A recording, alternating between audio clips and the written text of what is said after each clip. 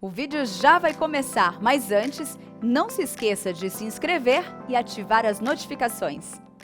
Tem acima de 60 anos aqui. 60. Então vocês estão pretos para morrer. Eu estou com 58. Estou chegando. Vou falar o que para você? Você é um broto? Você é um bebê? Não, eu não sou vendedor de shampoo, né? De produtos. Por que eu estou colocando isso para vocês?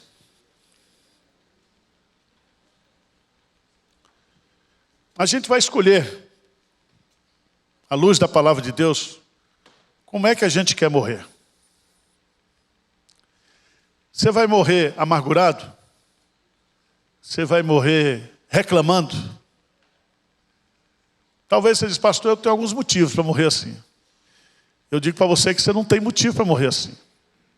Se você pegar uma folha de papel em branco e colocar as bênçãos de Deus e os problemas que você tem, você vai descobrir que as bênçãos são muito o quê? Maiores.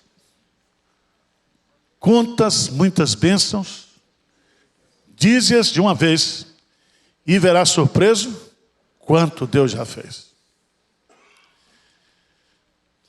Eu digo sempre, digo para os meus filhos, o que acontece com a gente na vida, você escolhe. Ou você é um aluno, ou você é uma vítima. Se você virar vítima, então você não vai para frente. Se você entender que tudo aquilo que está acontecendo com você é para o seu bem e para o seu crescimento, que você é um eterno aprendiz, tudo bem. É como diz lá o Shimon Peres, não desista dos seus sonhos. Está lá no Netflix para você assistir. Ele tinha 5 anos de idade e ele perdeu uma luta com um cara do tamanho dele. E ele falou uma coisa muito interessante. Ele disse, talvez da próxima vez eu vença. Então, se não você vencer hoje, talvez a próxima você o quê? Vença. Moisés escolheu morrer de forma diferente. Porque não tinha academia, mas diz o texto que ele morreu sarado. Morreu sarado. 120 anos. E o que me impressiona na vida de Moisés é que ele morre. E antes de morrer, ele canta. E antes de morrer, ele o quê? Abençoa. Amém? Então vamos morrer cantando e o quê? Abençoando. Feita o pacto aqui, a aliança dos 60. Então você diz, o pastor está reclamando, não é o pastor Arivaldo, nós vamos morrer. Mesmo que ninguém queira ouvir a gente morre cantando. E abençoando. Porque você vai ter a sua experiência agora com seus netos. É uma experiência maravilhosa. Então abençoe seus netos. É isso? Abençoe. O Salmo 128 diz isso. Verás o filho dos teus filhos e a paz sobre Israel. Assim será abençoado o homem que teme ao Senhor.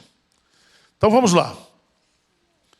Capítulo 32 de Deuteronômio.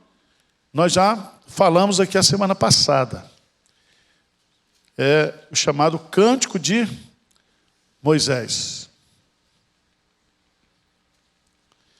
E nesse capítulo 32, veja que no 31:30 diz assim, então Moisés pronunciou integralmente as palavras deste cântico aos ouvidos de toda a congregação de Israel. Aí ele começa no versículo 30, capítulo 32. Inclinai os ouvidos ao céu e falarei e ouça a terra as palavras da minha boca. Goteje a minha doutrina como a chuva, destile a minha palavra como orvalho, como chuvisco sobre a relva e como gotas de água sobre a relva.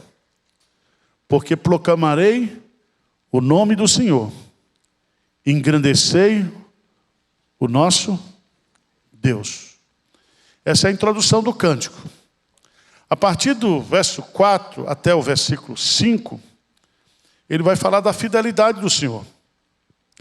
Ele diz: eis a rocha, suas obras são perfeitas, porque todos os seus caminhos são juízo. Deus é fidelidade e não há nele injustiça. É justo e reto.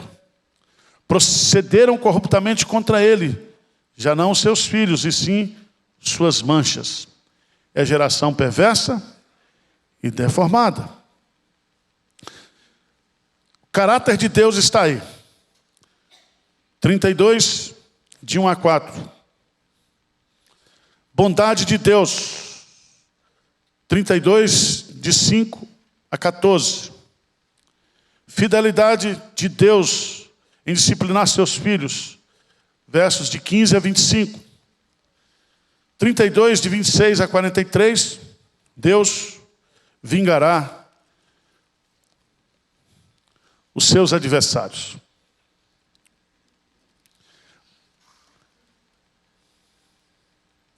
Vamos ler juntos?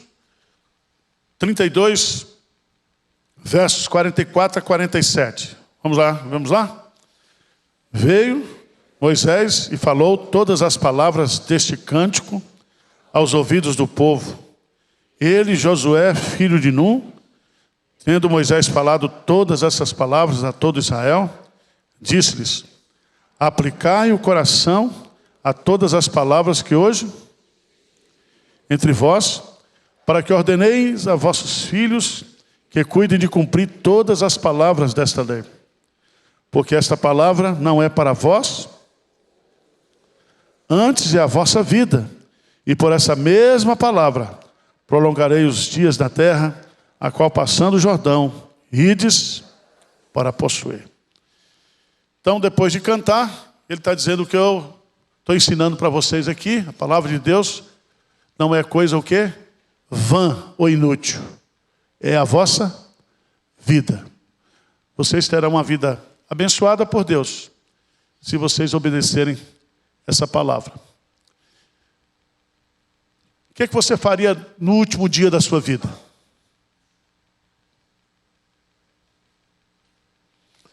Se você soubesse que ia morrer amanhã, o que é que você faria hoje? Fala aí. Ah, pastor, eu ia tomar um vinho. Aqueles mais crentes dizem: eu vou ligar para todo mundo que eu ofendi e vou pedir perdão. Não dá para fazer num dia. A não ser que você faça por atacado. Chegamos aqui, verso 48. Naquele mesmo quê? Dia. Que dia era esse? O dia da sua morte. Último dia. Falou o Senhor a Moisés dizendo: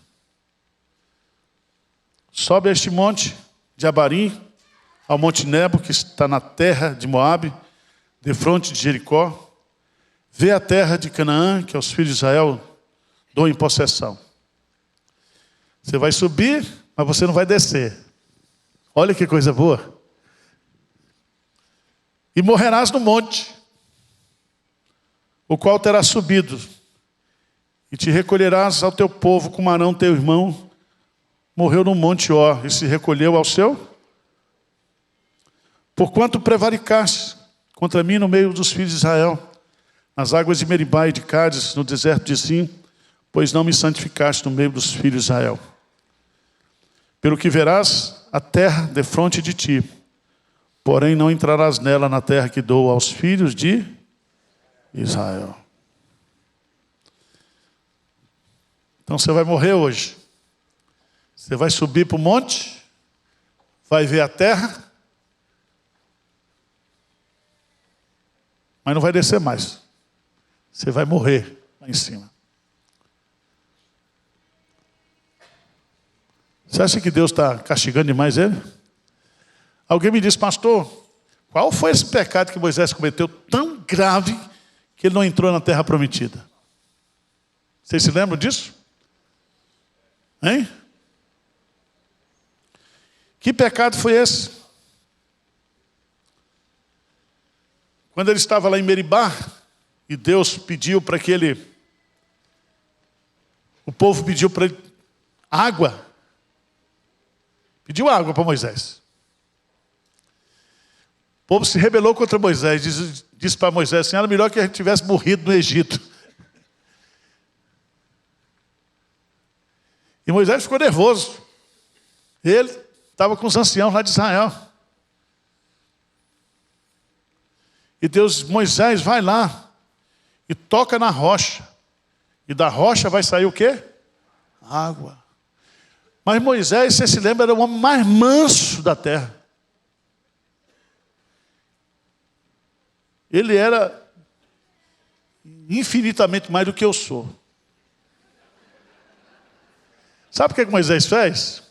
Ele pegou o cajado que estava na mão, a sua vara, mas ele não tocou na rocha. Ele espancou a rocha. Ele estava com tanta raiva que ele disse, sai água, sai água. Não falou palavrão não, tá? Não falou palavrão. A água saiu. Pensa no milagre raivoso. Estava com raiva.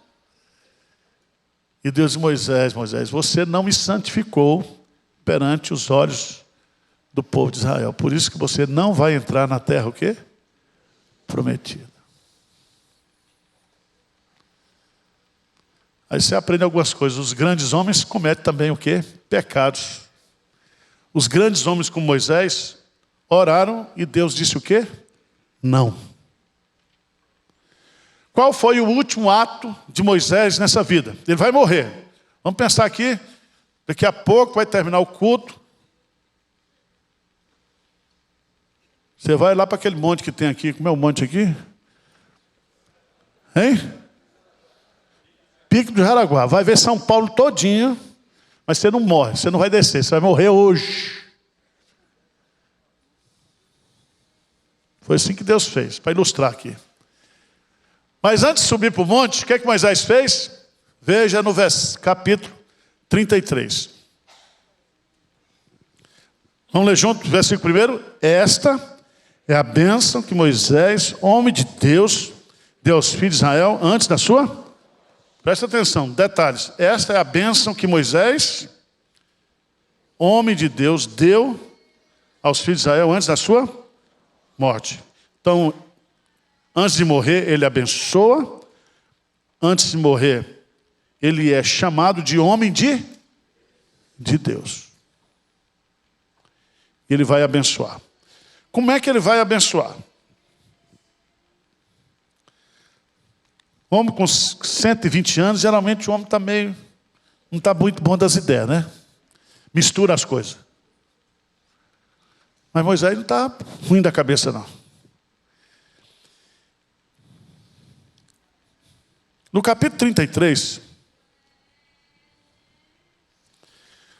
versos de 2 aí, até o versículo 5, diz assim: Disse, pois, o Senhor veio do Sinai, e lhes alvoreceu de Seir, resplandeceu desde o monte para Arã, e veio das miríades de santos. À sua direita havia para eles o fogo da lei. Na verdade, amas os povos. Todos os teus santos estão na tua... Eles se colocaram a teus pés e aprendem das tuas... Moisés nos prescreveu a lei por herança da congregação de Jacó. E o Senhor se tornou rei ao seu povo amado, quando se congregaram os cabeças do povo com as tribos de... Então veja bem, eram 12 tribos, não era? Então ele vai abençoar aqui Israel, pegando os cabeças das tribos. E ele vai fazer uma seleção por mãe. Ele vai escolher aqui, abençoar os filhos pela sua origem materna. Então, em primeiro lugar, ele vai... Vocês sabem que as tribos de Israel nasceram de quem? De quem? Jacó. Mas pensa numa família complicada. Jacó teve quantas mulheres? 2. Ele casou-se com Raquel. Pensou que casou com Raquel, mas quando acordou, quem estava lá? Ele estava bêbado, então. Todo casamento é assim. Você pensa que está casando com uma mulher, no outro dia você descobre que é outra. Só para você se animar. Sua namorada era uma, casou, pronto. Mas ele amava Raquel. Então ele trabalhou mais 7 anos por... Ele casou-se com Lia, mas trabalhou 7 anos por Raquel. Mas nesse período não nasceu ninguém, nem de Raquel, nem de Lia. Nasceram então das servas, das escravas. Mau costume que ele aprendeu de Sara. De Sara. Você se lembra disso? Não havia costume em Israel da mulher, da empregada para o patrão. Isso era um costume pagão. E Sara ficou tão apressada, porque também ela tinha os seus motivos. Vocês sabem, já preguei aqui, tome cuidado com a afobação. Ela chegou aos 76 e disse, não vai ter filho. Deus se esqueceu de mim. Chegou lá, conversou, fez a cabeça de Abraão, e aí trouxe a sua serva o quê? Agar. Onde é que ela foi aprender isso? Ela não aprendeu na Bíblia. Porque a Bíblia... O que a Bíblia diz? Que o casamento é monogâmico.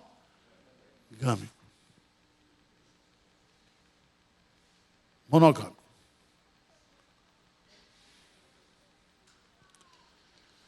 Lembre-se disso. Eu acho muito bonito, porque quando Adão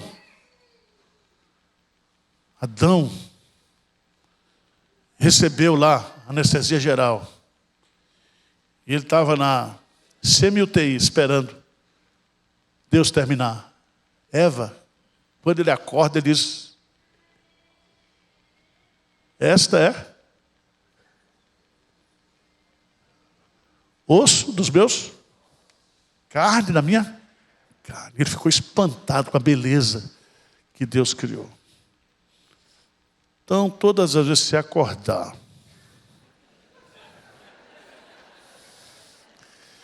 e olhar para o lado,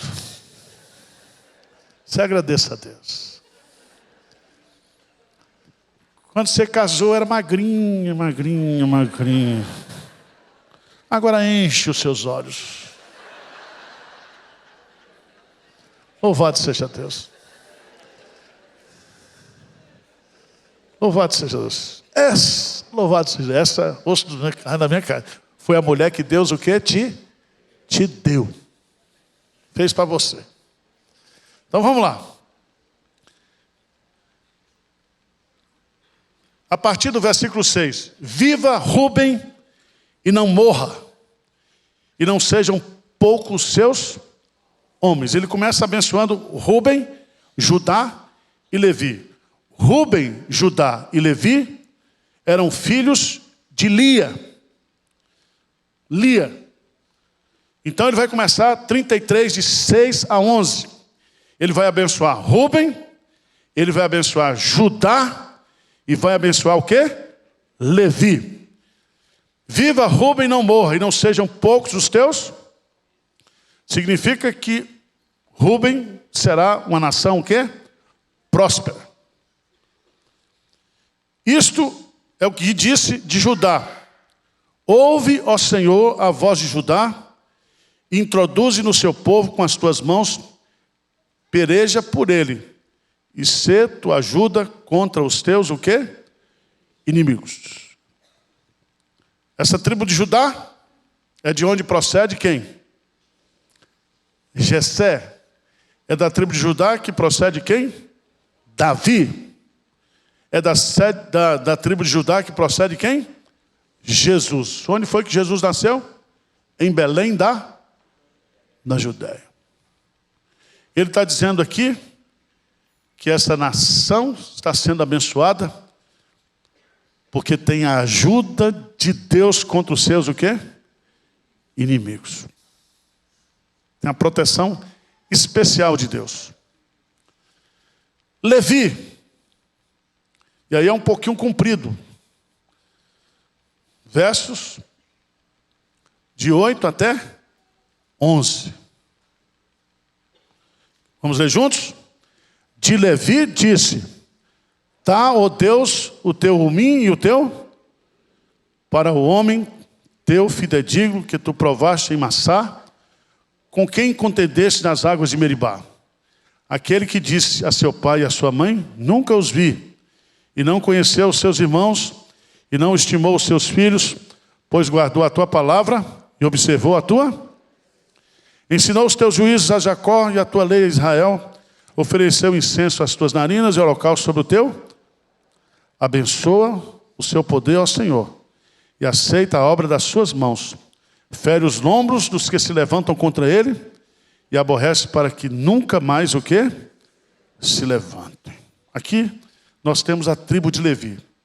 A tribo de Levi era a tribo que não recebeu herança na terra prometida, porque a herança de Levi era o próprio Deus. Então, de Levi, nós tínhamos aqueles que trabalhavam no culto. E da tribo de Levi, nós tínhamos quem? Aqueles que cantavam, aqueles que faziam sacrifícios. É da tribo de Levi que tinha a família dos sacerdotes. A família de Arão procede da tribo de Levi. Então Deus está pedindo aqui que os abençoe, porque deles vem a revelação, Urim Tumim, deles vem a comunhão e deles vem o ensino da palavra de Deus. Depois, versos de 12 a 17, ele sai dos filhos de Lia e vai para os filhos de Raquel. Quantos filhos Raquel teve? Vocês se lembram? 2. Quem foram os filhos de Raquel? Benjamim e José. Então, versículo 12, de Benjamim disse: o amado do Senhor habitará seguro com ele, todo dia o Senhor o quê? O protegerá. Então, Benjamim aqui foi o protegido, porque ele era o caçulinha, né? Benjamim. Deus o protegeu. Proteção. Então, ô Gilson, você for dormir na casa de sua filha lá, põe a mão na cabeça dos netos e diz: olha, o Senhor o quê? Benjamim, o Senhor o quê? Te proteja. Bênção de avô, Deus escuta, viu? Pode ter certeza. Depois, ele vai falar de Benjamim e ele vai falar de José. Onde é que está José aí? Versículo 13.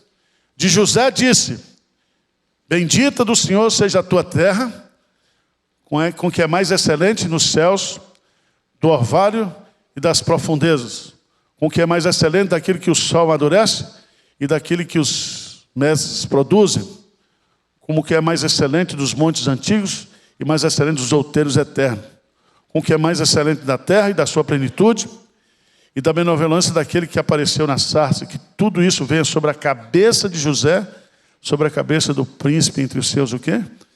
Irmãos. Ele está abençoando aqui a quem? José. E a José aqui é a bênção o quê? Da fartura. A bênção da fartura. José teve quantos filhos? 2 filhos. Efraim e Manassés. Eles são citados por Moisés. Moisés não vai citar a figura de Simeão. Vocês sabem a história de Simeão. Mas ele vai citar aqui os 2 filhos. No versículo 12, 17, vamos ler juntos, 37. Ele tem a imponência do primogênito do seu touro, e as suas pontas são como a do boi selvagem. Com ele rechaçará todos os povos até as extremidades da terra. Tais, pois, as miríades de Efraim, e tais os milhares de... Então, Efraim e Manassés são filhos de José. Então, ele está abençoando Benjamim, que é filho de Raquel, está abençoando José, que é filho de Raquel e de Jacó, e, concomitantemente, os dois descendentes, Efraim e Manassés. Verso 18. 18 e 19. Ele vai falar dos filhos de Lia, novamente. Os dois filhos que nasceram, Zebulon e Issacar. Diz assim, de Zebulon disse, alegra-te, Zebulon, nas suas saídas marítimas, e tu, Issacar, nas tuas tendas. Então Zebulon seria abençoado, porque seria um povo da navegação. Issacar seria mais caseiro, seria aquele que moraria nas suas tendas. Um seria urbano e outro seria marítimo. Os dois chamarão os povos ao monte. Ali apresentarão ofertas legítimas, porque chuparão a abundância dos mares e os tesouros escondidos, o quê? Da areia. Toda essa linguagem é poética para dizer que vocês serão o quê? Abençoados.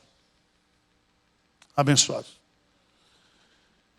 Depois de Zebulon e Issacar, ele vai falar o filho de Zilpa, que é Gade. Veja lá no versículo 20 e 21.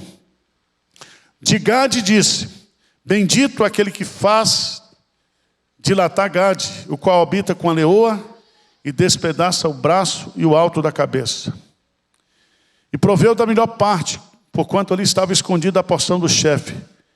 Ele marchou adiante do povo, executou a justiça do Senhor e os seus juízos para com Israel. Da tribo de Gade, grande parte do exército, dos guerreiros de Israel, vinham dessa tribo de Gade.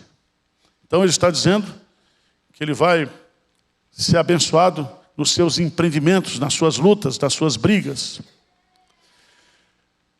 22 e 23, ele vai falar dos filhos de Bila, Dan e Naftali. De Dan disse, Dan é leãozinho, saltará de Bazã. De Naftali disse, Naftali goza de favores e cheio da bênção do Senhor, possuirá o lago e o sul. Aqui, a bênção está falando aqui da prosperidade na vida dessas duas tribos. Gozará dos favores e da bênção de Deus. 24. Assé, filho de Zilpa. Vamos terminar com Assé, versos 24 e 25. O que diz? De Assé disse, bendito seja Assé entre os filhos de Jacó, agrade a seus irmãos, e banhe em azeite o pé. Sejam de ferro e de bronze os teus ferrolhos, e com os teus dias durará a tua paz. A tua paz. Aí ele termina a bênção. No versículo o quê? 26. Então o velhinho está com quantos anos? 120. Está no dia da sua morte. Então, antes de subir para o monte para morrer, ele abençoa todos aqueles que são cabeças da tribo de Israel. Ele conclui essa bênção com uma doxologia maravilhosa. Vamos ler juntos, versículo 26. O que diz aí?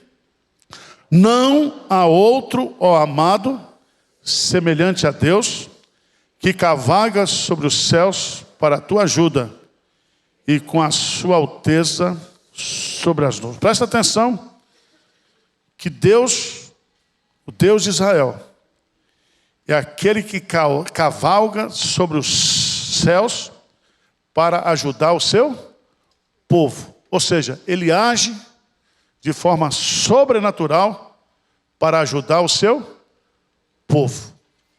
Segunda bênção de Deus sobre o povo. Vamos ler juntos o versículo 27. O que diz? O Deus eterno é a tua habitação, e por baixo estende os braços eternos. Ele expulsou o inimigo diante de ti e disse o quê? Destrói. Então veja bem, Deus age, Deus cavalga sobre os céus para defender o seu povo, mas Deus também, Ele é o refúgio do seu povo. Senhor, Tu tens sido o nosso refúgio de geração, hein? Está no Salmo 90. No Salmo 91 diz aquele que habita no esconderijo do Altíssimo. A sombra do Onipotente, o quê? Descansará. Então Deus é o nosso refúgio. Deus é o lugar onde nós nos escondemos, nos refugiamos. E a figura que ele coloca aqui é a figura que por baixo de ti, os braços eternos de Deus estão o quê? Estendidos. Em outras palavras, Ele nos carrega, Ele nos conduz. Nós estamos nos braços de Deus. Jesus usa essa figura. Lembre-se que Deuteronômio era o livro preferido de Jesus. Aquele que o Pai me deu, ninguém os arrebatará das minhas mãos. Veja que Jesus vai ensinar que as suas ovelhas estão nas mãos de Deus, do Pai.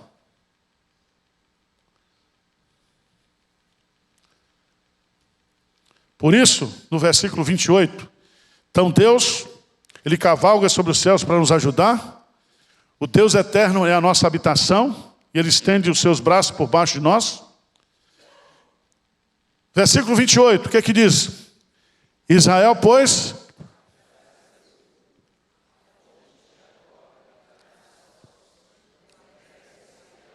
de vinho, e os seus céus. Então veja bem. Terceira lição. Deus não é somente aquele que cavalga sobre os céus, não é somente o nosso refúgio eterno, mas Deus também é a fonte de toda a nossa providência, de todos os nossos recursos. Ele é a fonte de Jacó. Tudo que nós precisamos vem dessa fonte. Aí como é que ele termina, irmãos, nessa doxologia? Então eu estou vendo muito crente com a cara enfesada aqui de manhã. Eu não entendo um crente enfesado. Se é por feiura, tudo bem, mas enfesado. Então lê, Moisés está no dia da sua morte. Ele está dizendo para você, vamos ler junto o último versículo? Feliz és tu, ó Israel. É uma exclamação. Repete de novo. Feliz és tu, ó. Quem é como tu?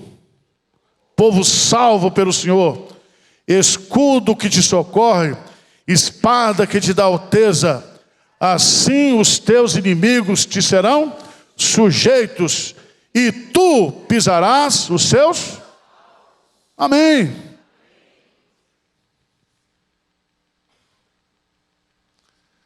Aí, o que Moisés vai fazer? Depois de cantar esse hino, dizer que nós somos felizes, ele sobe e o quê? E morre. E ninguém sabe onde foi parar o corpo de Moisés. Lá diz que Satanás disputou com o anjo lá o corpo de Moisés, mas não disputou nada, porque se Satanás tivesse o corpo de Moisés na mão, ia dar um salseiro danado. Mas ninguém achou o corpo de Moisés. Tá certo? Porque ele foi muito importante. Aí vem agora aquilo que eu chamaria de o obituário de Moisés. Morreu, morreu. Terminou o capítulo 33. Vai sair a notícia no jornal. Quem gosta de ler obituário aqui? Ninguém. Mas é bom de vez em quando ler. Porque todo mundo o quê? Morre. Quem foi que escreveu o último capítulo de Moisés, de Deuteronômio 34? Quem foi? Tem uns mais crentes que dizem, foi Deus. Não foi Deus. Deus já está escrevendo a Bíblia através de homens inspirados. Alguns entendem que esse capítulo 34 foi escrito por Josué.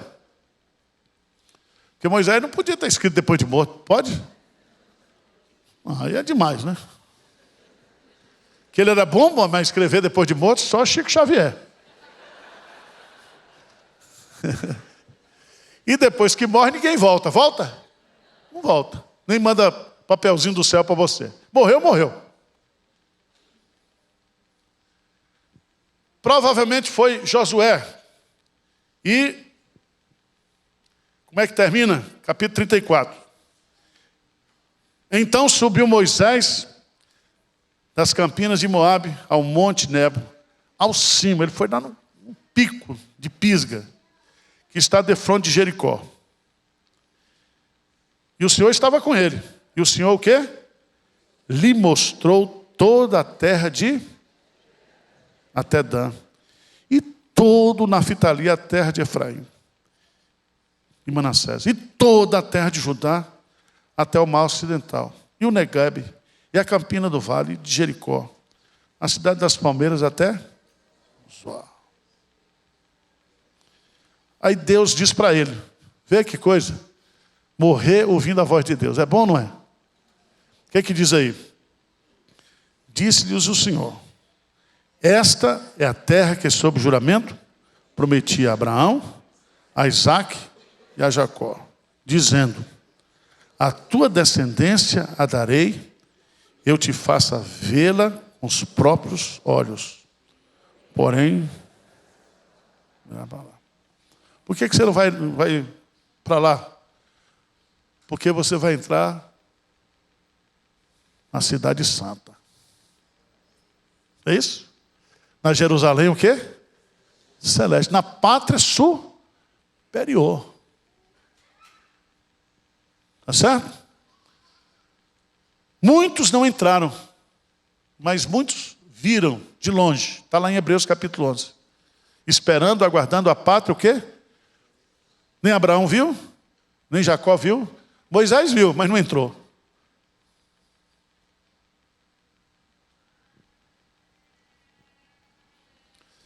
Aí, irmãos, eu gosto disso. Você vai ver, porém não irás para lá.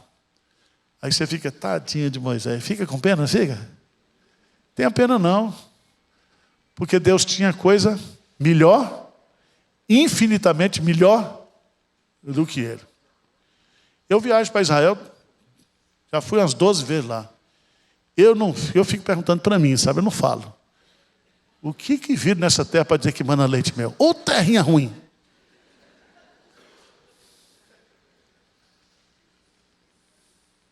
Mas é a terra que mana leite, porque não é a terra, é o Deus da terra.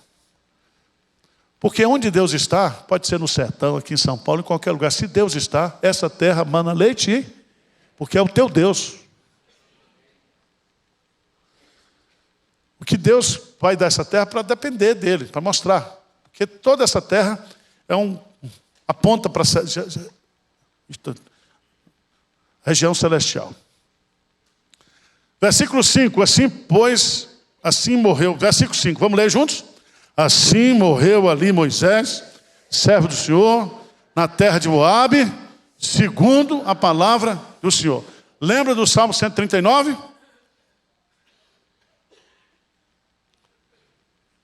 Quem se lembra do Salmo 139? Todos os teus dias foram escritos e determinados. Então, segundo a palavra do Senhor, morreu Moisés. Então, ninguém morre de véspera, nem morre depois. Tá certo? Ele morreu segundo a palavra do Senhor. Este o sepultou. Quem foi que o sepultou? Este quem?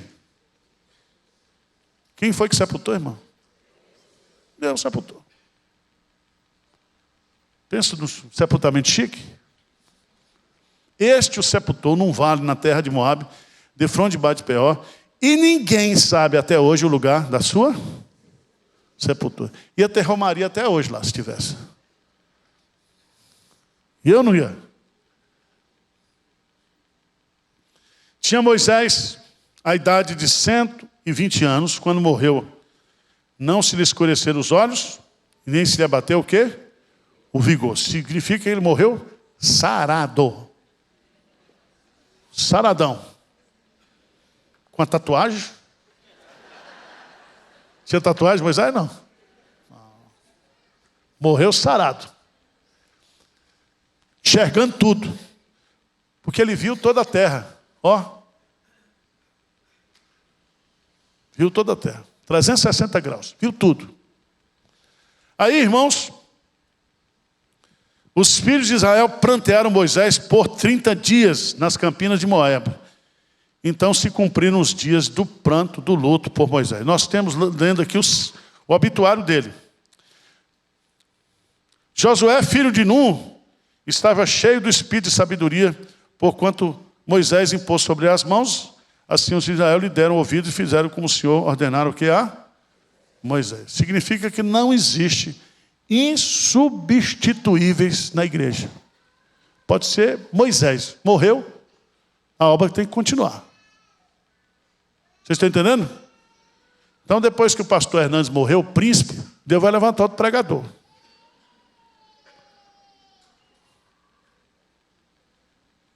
Você está entendendo, né? Ah, senhor, não deixe esse senhor morrer. Vai morrer, sim. Está determinado. Vai morrer. Vai morrer, o dia chega.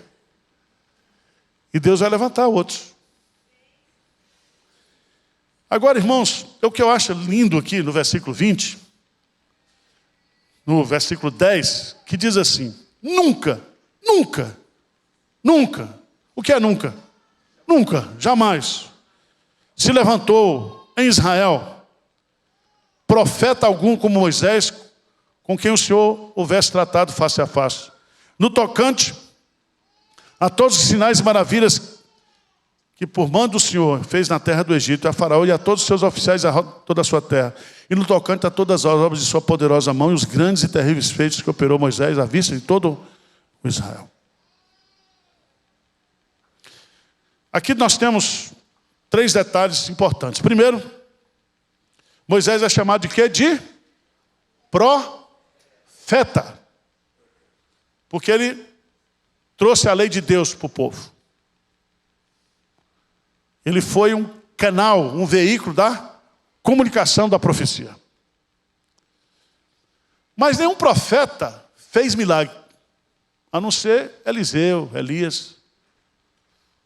Ninguém foi usado por Deus como Moisés. Eu queria chamar um detalhezinho para você aqui, porque o texto é forte demais. Nunca, versículo 10, algum homem com quem o Senhor houvesse tratado face.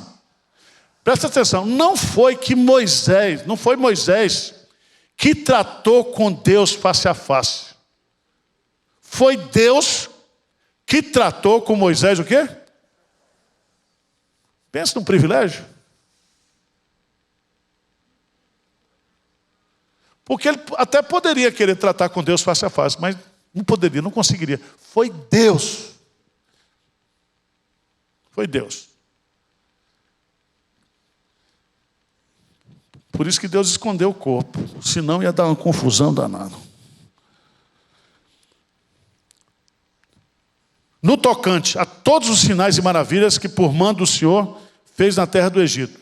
Aqui está falando sobre as pragas do Egito. Deus fez através de Moisés. Lembra-se que foi Moisés que tocou no Mar Vermelho e o mar se... Depois ele toca e o mar, o quê? Fecha. Todos os milagres foram feitos através de Moisés. Deus fazendo através de Moisés. No tocante também a todas as obras de sua poderosa mão e aos grandes e terríveis feitos que operou Moisés à vista de todo Israel. Você já pensou todo dia, durante 38 anos, pensa num negócio desse? 38 anos, Deu 6 horas da manhã, começa a chover comida do céu. Já pensou nisso? 38 anos. 38 anos, o pé do povo não inchou. 38 anos, a roupa não envelheceu. Pensa no negócio. O cara que vendia roupa, a Zara estava falida. Porque ninguém comprava roupa. Tudo isso Deus fez através de Moisés. Mas vamos, por favor, ficar de pé e vamos abrir Hebreus, capítulo 3, porque Moisés, ele é um tipo de Cristo.